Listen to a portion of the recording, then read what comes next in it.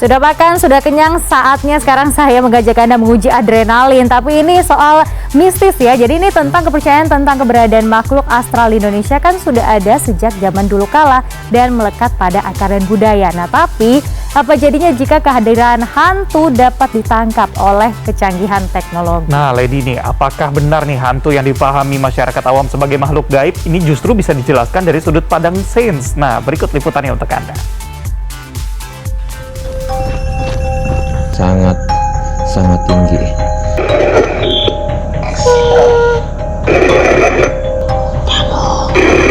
Kamu, siapa kamu? Nama gue Erik. Keberadaan makhluk astral seringkali dikaitkan dengan hal-hal mistis. Kepercayaan yang berkembang di tengah masyarakat membuat berbagai fenomena supranatural sebagai hal yang dihindari. Namun, sekarang berbalik. Perkembangan teknologi membuat fenomena ini justru dikejar. Bermodalkan perlengkapan berbasis teknologi, para pemburu hantu nekat mencari bahkan berkomunikasi dengan yang tak kasat mata. Seperti komunitas Ghost Strangers Indonesia. Setelah terbentuk pada awal tahun 2020 lalu, mereka rutin melakukan hunting keliling berbagai tempat yang dianggap angker di Indonesia. Kalau di Indonesia ini kan identik sama yang namanya dunia mistisnya ya. Dunia mistisnya ini ya orang kesurupan, indigo gitu loh. Nah, kita coba pakai pendekatan yang sebenarnya udah banyak tapi di luar Indonesia. Kalau di London, di Amerika itu ini adalah hal biasa gitu loh. Nah, gimana kalau kita masukin cara yang di luar sana ke Indonesia dan jadi satu-satunya tim pemburu hantu yang menggunakan teknologi dibanding ya supernatural mistis-mistisan. Alat yang mereka gunakan pun beragam, mulai dari beragam kamera foto dan video, lalu ada juga ghost detector yang merupakan electromagnetic field tester. Fungsinya adalah untuk mencari gelombang atau signal elektromagnetik seperti yang digunakan untuk mendeteksi energi listrik. Mereka mengklaim sebagai satu-satunya komunitas berburu hantu berteknologi di Indonesia. Untuk membuktikan kebenaran alat-alat tersebut, kami mendatangi salah satu pabrik konveksi terbengkalai di wilayah Tangerang, Banten.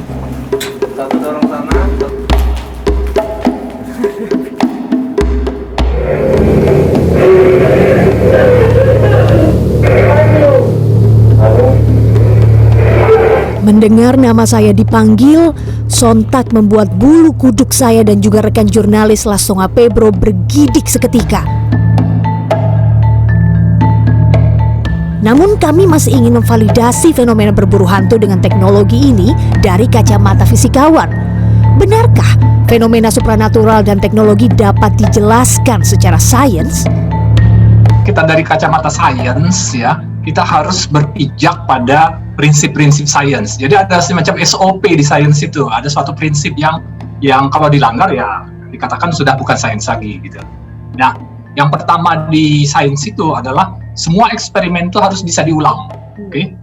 Kemudian kalau kita membuat pertama proposal ya, definisi misalnya definisi hantu, kita harus definisikan dulu secara jelas, secara tegas, berdasarkan. Nah, ini harus berdasarkan definisi itu apa-apa yang sudah diketahui, apa-apa yang sudah dibuktikan secara sains sebelumnya. Jadi kalau kita punya bukti yang istilahnya strict, buktinya ini tegas, nah baru kita bisa masuk ke sains. Keterkaitan antara hantu dan teknologi dapat ditelusuri sejak abad ke-19, tepatnya pada tahun 1860-an. Banyak fotografer yang bereksperimen dengan gambar stereoskopik dan pencahayaan ganda yang sering dikaitkan dengan penampakan. Di tahun tersebut, seorang fotografer amatir Amerika bernama William Mumler dikatakan menjadi yang pertama yang menangkap hantu di dalam sebuah foto.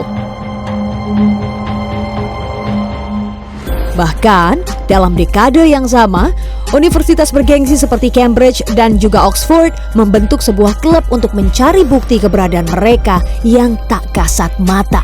Di Indonesia sendiri, kepercayaan tentang hantu sudah ada sejak zaman dahulu kala. Kultur kepercayaan akan mitologi melekat pada akar dan budaya. fenomena mistis masih menjadi primadona sekalipun di tengah majunya peradaban zaman dan teknologi seperti sekarang ini. Aziza Hanum, Lastonga Pebro, Tangerang, Banten.